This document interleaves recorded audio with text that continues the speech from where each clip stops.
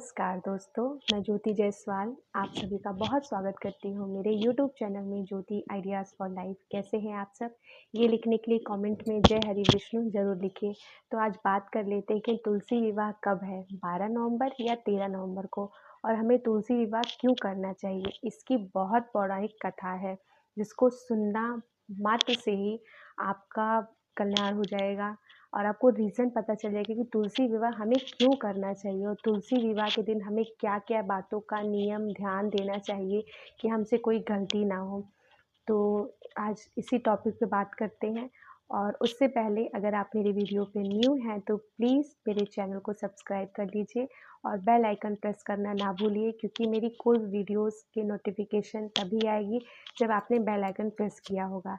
तो चलिए video start करते हैं। तो बात कर लेते हैं कि तुलसी विवाह क्यों की जाती है या कब पड़ता है तुलसी विवाह। तो देखिए, पंचांग के अनुसार कार्तिक मास के शुक्ल पक्ष में आने वाली देवउठनी एकादशी और द्वादशी के दिन तुलसी विवाह किया जाता है। ये तो हम सभी जानते हैं, लेकिन कई जगहों पे द्वादशी के दिन भी तुलसी जी की विवाह करते हैं, जो कि नहीं करना चाहिए। देवउठनी एकादशी के दिन ही तुलसी विवाह करते हैं। उसके पीछे भी एक रीज़न है। कहा जाता है कि भगवान विष्णु 4 महीने की घोर निद्रा के बाद जब वो जागते हैं तो सबसे पहले तुलसी जी की ही प्रार्थना को वो सुनते हैं और उसी दिन उन लोगों का विवाह, मतलब जैसे कि तुलसी जी का शालिग्राम के साथ विवाह किया जाता। तो इसका ये रीज़न है कि देव उठनी एकादशी के दिन ही तुलसी विवाह की जाती है। तुलसी विवाह 2024 कब मनाएंगे? तुलसी विवाह 2024 13 नवंबर दिन बुधवार को मनाया जाएगा। इस दिन आप तुलसी जी का विवाह कर सकते हैं। और शुभ मुहूर्त क्या है? तुलसी विवाह का शुभ मुहूर्त सुबह 6:42 से 8:30 तक है और शाम को भी 4:42 से 6:45 तक आप पूजा कर सकते हैं। तो अब बात करते हैं कि आप तुलसी विवाह किस प्रकार कर सकते हैं। तो देखिए, कार्तिक स्नान जो करते हैं या जो नहीं करते हैं वो सभी लोग तुलसी विवाह कर सकते हैं। ऐसी कोई मान्यता नहीं है कि जो कार्तिक स्नान करते हैं वही तुलसी विवाह करते हैं। ऐसा कोई बात नहीं है, आप तुलसी विवाह आराम से कर सकते हैं। कहा जाता है कि एक कन्यादान करना अति शुभ होता है किया, और उसी को तुलसी जी का ही वो कन्यादान मान के ही तुलसी विवाह कराया जाता है। तो आपको सर्वप्रथम क्या करना है, सुबह आप 5 बजे के अंदर, जैसे कि कार्तिक स्नान की जाती है वैसे ही आप स्नान आदि कर लीजिए, स्वच्छ कपड़े पहन लीजिए अच्छे से। जो भी आपका स्थान है जहाँ आपने तुलसी रखी, अगर वो बहुत थोड़ा कंजस्टेड जगह रखी तो किसी मतलब स्पेसफुल जगह पे आप लाइए ताकि पूजा वगैरह करने में आपको आसानी हो। तो आपको क्या करना है, एक पाट 2 पाटा रखना है, दोनों पाटों को अच्छे से धुल-वुल लीजिएगा, साफ-सुथरा कर लीजिएगा। दोनों पाटों पे लाल रंग का कोई कपड़ा बिछा लीजिएगा। एक पे तुलसी रखिएगा और एक पे शालिग्राम रखिएगा। अब आप कहेंगे हमारे घर में शालिग्राम नहीं है, तो कोई बात नहीं, अगर आपके पास भगवान विष्णु की एक कोई भी फ़ोटो हो छोटी-बड़ी, उसको भी आप उस पे रख सकते हैं, ठीक है?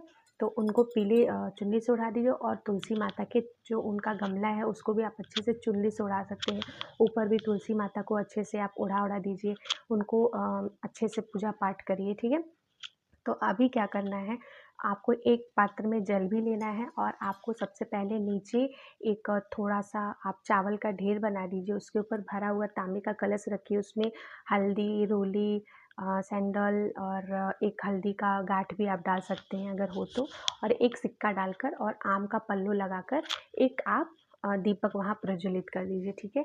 और आम का पल्लू लगाना तो बहुत ज़रूरी है कि वो बहुत शुभ माना जाता है, जो भी मतलब विवाह करते हैं।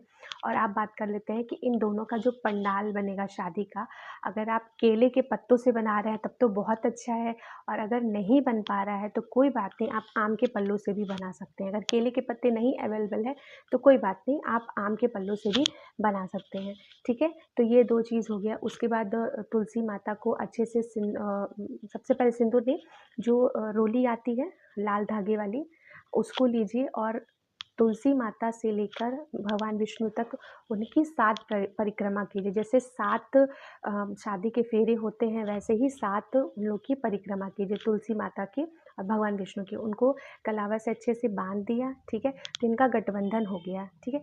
अब भगवान विष्णु से सिंदूर हल्का सा उठा के आप तुलसी जी के जड़ पे और उनके जो उनकी पत्तियाँ रहेंगी उस पे आप पीला सिंदूर लगाएंगे। क्योंकि देखिए कार्तिक जब से स्टार्ट होता है ना तब से तुलसी माता को पीला सिंदूर नहीं लगाते, देवउठनी एकादशी के दिन ही उन्हें पीला सिंदूर लगाते हैं। हर चीज़ का नियम एक होता है, नियम से कोई चीज़ करो ना तो उसका फल आपको अवश्य मिलेगा। तो उनको पीला सिंदूर लगा दिया, चूड़ी वगैरह पहना दीजिए, बिंदी लगा दीजिए, जो मैंने उन्हें भरपूर श्रृंगार कर दीजिए, जो श्रृंगार हम औरतें करते हैं। और श्रृंगार की एक थाली भी आप रख सकते हैं घर परिवार में, उसे अच्छे से उनको चढ़ा के फिर अपने परिवार में आप बांट भी सकते हैं। तो वो काफ़ी अच्छा होता है, ठीक है। तो ये हो गया इनका विवाह संपन्न हो गया। आप उसमें फल, मेवे, मिठाइयाँ जो भी आप रख सकते हैं। देखिए करने को तो ना बहुत अच्छे से की जाती है, ठीक है, लेकिन आप जितना सक्षम है, मैं यही कहूँगी कि भगवान कहते हैं जितनी शक्ति उतनी भक्ति। अगर आप जितनी आपके अंदर शक्ति है आप उतने भाव से भगवान की पूजा करिए, भगवान की आराधना करिए, बस भगवान आपसे प्रसन्न हो जाएंगे, ठीक है। तो अच्छे से आप धूप वगैरह दिखा के आरती वगैरह करके विष्णु भगवान की पहले आरती कीजिए, फिर तुलसी माता की आरती कीजिए, ठीक है। और जो विवाह हुआ उनको अभी कुछ देर तक वैसे ही रहने दीजिए, 2-4 घंटे तक, ठीक है। तो यहाँ विवाह आपका संपन्न हो गया। अब आप कहेंगे कि हमें कितना दिया जलाना चाहिए, तो आप वहाँ पे 5, 7, 11 दिया जैसे आप जला सकते हैं जलाइए। और उस दिन गन्ना भी रखना काफ़ी शुभ होता है उनके विवाह में, उनका पंडाल अगर गन्ने से सजा के रख रहे हैं तो भी आप कर सकते हैं, ठीक है। तो ये सारी चीज़ें क्लियर हो गई। अब बात कर लेते हैं कि तुलसी विवाह का समय क्या है, शुभ मुहूर्त क्या है, ये सारी चीज़ें अब मैं आगे वीडियो में आप लोग को बताती हूँ। हम लोग सुन लेते हैं कि तुलसी विवाह क्यों पड़ा, उसकी कथा क्या है। तो ये कथा अब मैं आपको बताने जा रही हूँ, ध्यान से सुनिएगा इसकी कथा को।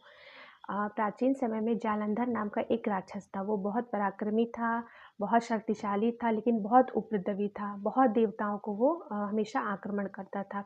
उसके पराक्रमी होने का, उससे शक्तिशाली का जो कारण था, उसकी पत्नी वृंदा थी। उनकी जो पत्नी वृंदा थी वो काफ़ी सती पतिव्रता स्त्री थी, जिसकी वजह से जालंधर इतना शक्तिशाली था। देवगण उनसे काफ़ी परेशान रहते थे क्योंकि हमेशा वो आक्रमण करते रहते थे। तो वो इस समाधान लेकर भगवान विष्णु के पास पहुँचे कि हम सब अब क्या करें, या हमें बचा लीजिए। तो भगवान विष्णु ने क्या किया, जलंधर का रूप धारण करके जलंधर की पत्नी वृंदा के पास गए, उनका पतिव्रता भंग कर दिया।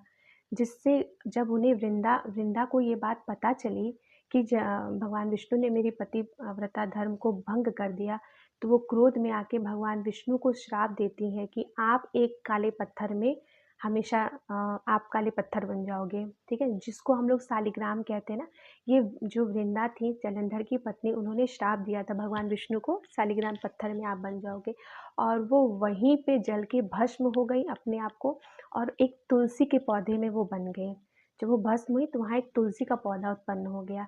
तो भगवान विष्णु उनकी पतिव्रता से इतना प्रसन्न हुए कि उन्हें आशीर्वाद दिया, या कहिए तो वरदान दिया कि आपके साथ देवउठनी एकादशी के दिन जो भी प्राणी मेरे यानी कि शालिग्राम और तुलसी का विवाह करेंगे, वो जन्म जन्म के लिए पुण्य के भागीदार होंगे।